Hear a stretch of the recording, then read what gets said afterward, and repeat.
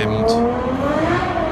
Alors c'était pas du tout prévu, regardez ce qui arrive. Cet intérieur, il est... Oh là là là là là là, coup de cœur. Lamborghini Huracan Perf. très sympa la configuration, j'aime bien. Combien de chevaux sur la GTR? Bonjour à tous, je vous retrouve aujourd'hui un autre jour devant le magnifique hôtel Plaza Athénée, avec une Aston Martin DBS Superleggera bâchée. Je suis dégoûté de pas la voir.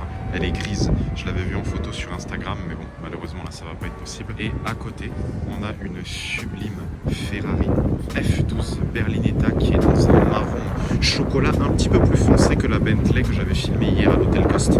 Mais regardez ça, NE canton de Neuchâtel en Suisse, avec des jantes en gris anthracite satiné. Oh là là là là là là, la configuration de cette F12 Berlinetta. Je crois même que c'est la première fois que je vois une Ferrari marron, parce que à part le rouge, le jaune, le noir et le gris, quelle configuration sur cette F12 Berlinetta. Dites-moi ce que vous en pensez. Jantes en gris anthracite clair satiné, avec des freins carbone céramique 390 mm à l'avant, étrier gris, magnifique. Les écussons Ferrari ne sont pas en carbone, mais vous avez vu les jantes là comme ceci. Quel design, oh là là. En partenariat avec Pininfarina, bien évidemment. On va retrouver à ce niveau-là les écussons Ferrari qui sont en carbone. En option, de mémoire, c'est entre 1500 et 2500 euros. Il y a pire comme dimanche matin pour l'instant. Oh là là là là. V12 Atmo, 6 litres 3, 740 chevaux. Le monstre. Oh là là là là. Ce marron, il est incroyable. Je suis quasiment sûr que c'est une personnalisation tailor-made. Je vous rappelle que si vous voulez avoir une personnalisation tailor-made sur votre Ferrari, il faut que vous ayez au moins 100 000 euros à dépenser. Regardez ça. Voilà ce que ça donne en ligne. Et je vais également vous montrer l'intérieur côté passager. Regardez l'intérieur, comment il est. On dirait que c'est des sièges en sac de cuir. Vous voyez, ils font penser au sac. Là, je suis quasiment sûr que c'est l'intérieur tailor-made. Et vous avez du noir ici à ce niveau-là. Profitez, c'est la première fois que je vois un intérieur tailor-made depuis un bon petit moment. Vous avez le rappel du F12 Berlinetta ici. Cet intérieur, c'est du cuir bien évidemment, mais du cuir épais. C'est très rare de voir ça sur des voitures. Le contraste que ça fait entre la calandre comme ceci et le cuir, c'est incroyable. Alors vous adhérez ou pas? Magnifique. Donc c'est une couleur qui est made by TaylorMade et ce marron là je ne connais pas la couleur, c'est une couleur que j'ai jamais vue chez Ferrari. Ça doit être un marron très certainement triple couche, donc un brown Giallo Tristrato, mais la voiture elle est divine. Rolls-Royce Cullinan en plaque monégasque, regardez le gabarit du truc, qui est dans un bleu extrêmement foncé, il n'est pas noir, il est bleu, avec ici deux grosses sorties d'échappement de chaque côté, voilà. Ça c'est dommage, la barre argentée là ça aurait pu être mis de la même couleur que la voiture. Double liseré bleu comme ceci. Voilà, comme vous pouvez le voir. Voilà donc Cullinan, regardez la place qu'ont les passagers arrière. Les passagers arrière ont plus de place que les passagers avant. Et voilà l'avant à quoi ça ressemble. Là vous pouvez bien voir parce que celui-ci n'a pas l'option des vitres teintées. Donc on a une calandre qui est évidemment en bois avec des détails argentés et un volant qui est noir.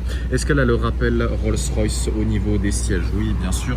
Le liseré avec du coup les ouvertures de portières qui s'ouvrent à l'envers, les suicide doors. Et regardez les jantes, dites-moi ce que vous en pensez de ces jantes. Moi j'aime pas trop, mais par contre j'avais vu un Rolls-Royce Cullinan full black à Lord Halim. Il avait mis des jantes avec plein de rayons en noir. Je vous affiche sa voiture tout de suite, c'était incroyable. Et voici l'intérieur, cette fois-ci du côté conducteur. Ah bah non, le volant il est pas noir, il est bleu marine, de la même couleur que la carrosserie de la voiture.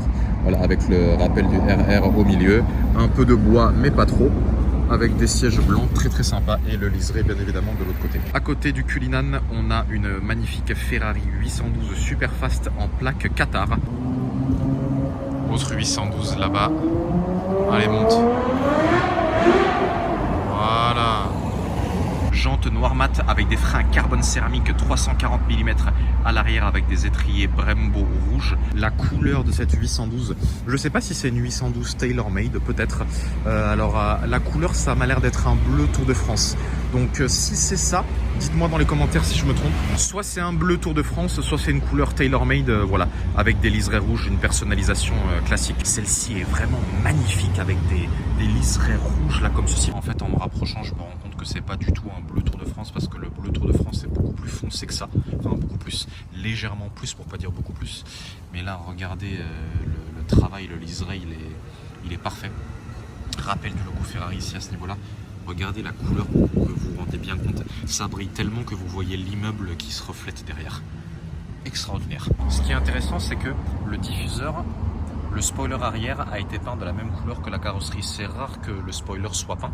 D'habitude, il n'est pas peint. Enfin, moi, j'ai vu beaucoup de 812 Superfast dont le spoiler arrière n'était pas peint.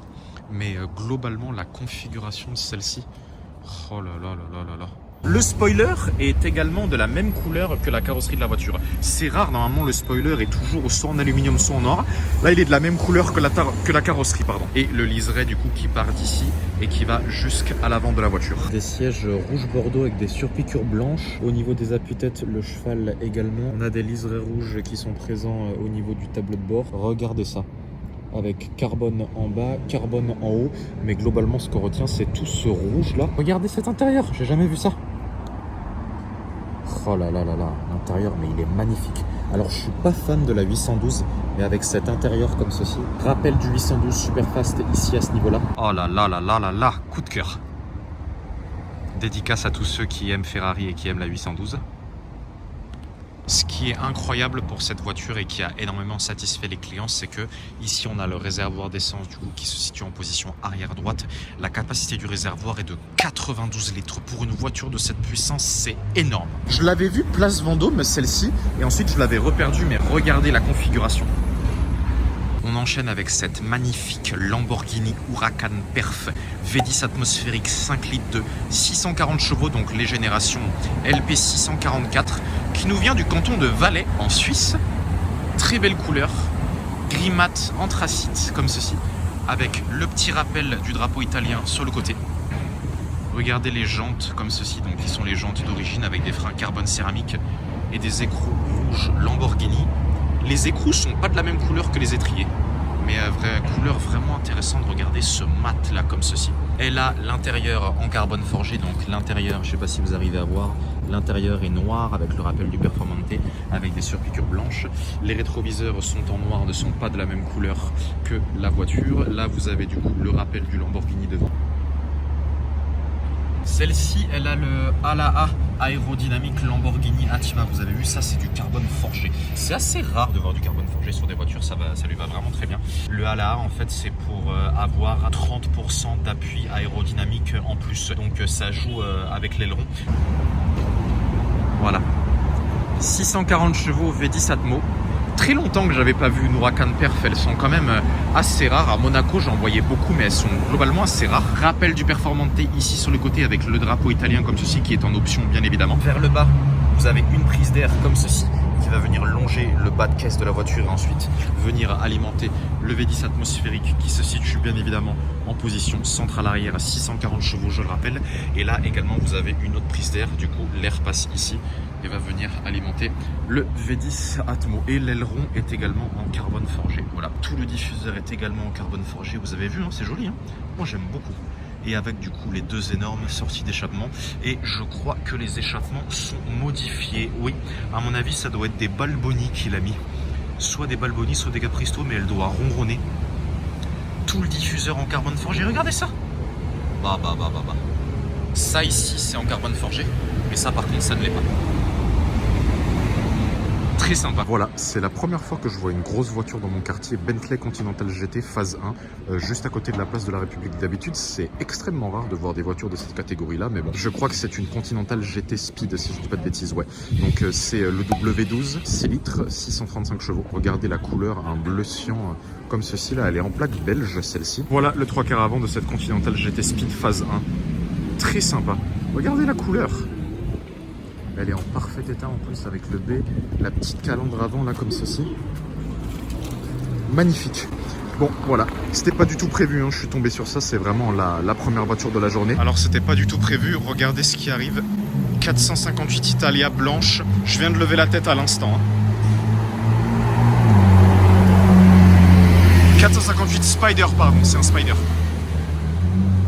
Qui passe à côté des gendarmes, l'insolence.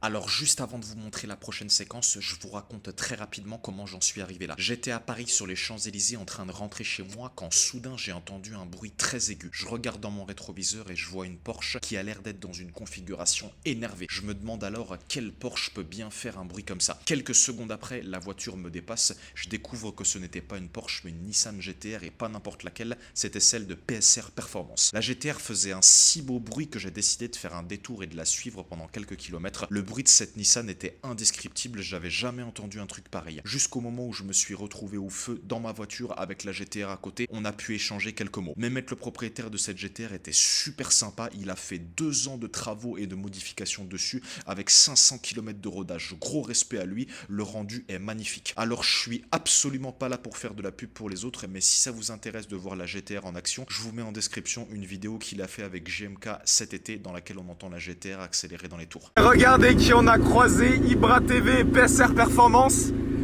Combien de chevaux sur la GT-R? 1400 chevaux. Regardez l'aileron. Ferrari 456 GT qui est dans un gris clair, elle est en parfait état. Voiture qui était ultra célèbre dans les années 90 puisque sa production s'est arrêtée en 97. Ah, qu'est-ce qui arrive là-bas? Ça fait un beau bruit ça. On va voir. Ouh, c'est une Lamborghini, vous avez de la chance. J'étais juste de sortie dimanche soir. Huracan Perf. En plaque tchèque. C'est pas une plaque tchèque mais une plaque Estonie pardon. Elle a tout le diffuseur arrière en carbone forgé, V10 atmosphérique avec les vitres teintées. Très sympa la configuration, j'aime bien. On va voir s'il fait une petite accélération. Allez, allez, allez. Dommage, il n'a pas pu trop accélérer parce qu'il y avait du monde devant. Yo, je suis désolé, je suis trempé. Bon, bah vous voyez comme quoi le dimanche soir, on s'y attend pas. Voilà. 2 Bentayga devant le Ritz, la Ferrari 456 GT qui est juste devant moi, la Lamborghini Huracan Perf qui vient de passer. C'est les trouvailles du dimanche soir. Allez, on continue sur la Ferrari. Donc au niveau du moteur, on est bien évidemment sur un V12 de 5,5 litres. 5,5 litres pour 5473 cm3, 426 chevaux. Vous avez 2 déclinaisons, Ferrari 456 et 456M. Il me semble que la 456M est un peu plus puissante. Celle-ci est en boîte manuelle à 6 rapports. C'est la prédécesseur de la Ferrari 612 Scaglietti, pour ceux qui connaissent. Vous avez les feux comme ceci en fait qui sont directement incorporés à la voiture et en fait ça se lève comme ça. Vous voyez, hein, l'avant c'est pas un avant de fou bien évidemment, mais elle est vraiment en parfait état. Ah, l'arrière est pas mal hein, quand même, hein, vraiment pas mal cette arrière. Et vous avez vu les sorties d'échappement comme ceci de chaque côté, vous en avez 2 de chaque côté, tac et tac.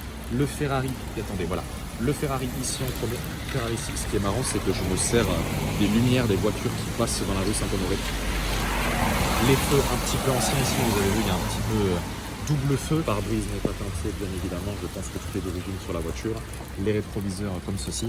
Et vous avez vu, l'intérieur est noir. Alors je ne sais pas si vous arrivez à voir avec une boîte. Attendez. Voilà ce que ça donne vu de ce côté-là, cette Ferrari 456M. Vous avez vu comme elle est longue. Elle fait 4,70 m de longueur, très intéressante. Donc vous avez les jantes comme ceci à 5 branches avec des freins acier et des étriers noirs. Vous voyez que les jantes sont bien épaisses, hein, beaucoup plus épaisses qu'aujourd'hui. Là vous pouvez vous rendre compte de l'épaisseur. Les écussons Ferrari en jaune, là hop, ici comme ceci. Pour ouvrir, ici vous allez avoir la sortie d'air qui sert du coup à évacuer l'air, qui se situe en arrière des pneus avant et sous la carrosserie avant. Je vais me décaler parce que les voitures n'arrivent pas à passer, puis je commence vraiment à être trempé. Regardez le 3/4 avant. Voilà, c'est terminé pour aujourd'hui. J'espère que cette vidéo de Carspotting à Paris vous a plu. N'hésitez pas à partager, à vous abonner. Il y a plein d'autres vidéos de Carspotting parisien qui vont arriver. N'hésitez pas à regarder les vidéos, même les anciennes, celles que j'ai postées cet été à Monaco, les prochaines qui vont arriver, voilà également. N'hésitez pas à vous abonner à mon Instagram également qui s'affiche tout de suite, warren.jones. En attendant, je vous dis prenez soin de vous, la famille, et je vous dis à très bientôt pour de nouvelles vidéos sur Paris et ailleurs. Allez, à bientôt. Ciao, ciao.